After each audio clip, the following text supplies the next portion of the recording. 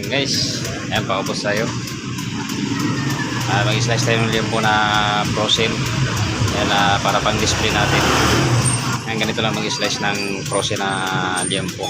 Ito guys, papakita ko sa inyo.